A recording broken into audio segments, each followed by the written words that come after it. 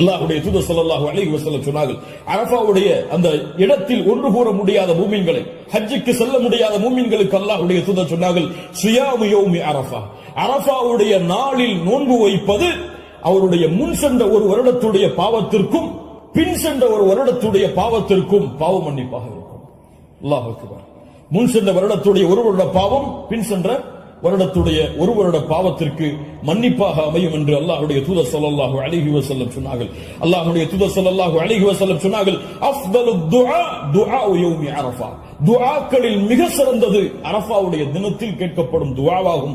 அல்லாஹ்வுடைய தூதர் ஸல்லல்லாஹு அலைஹி வஸல்லம் சொல்லிவிட்டு சொன்னார்கள், நானும் எனக்கு முன்னால் சென்ற நபிமார்களும் கூறிய வார்த்தைகளில் மிக சிறந்தது எது? லா இலாஹ இல்லல்லாஹ் வஹ்தஹு லா ஷரீக லஹ். இதுதான் மிகச் சிறந்தது அரஃபாவுடைய தினத்தில் கேட்கப்படக்கூடிய துஆ.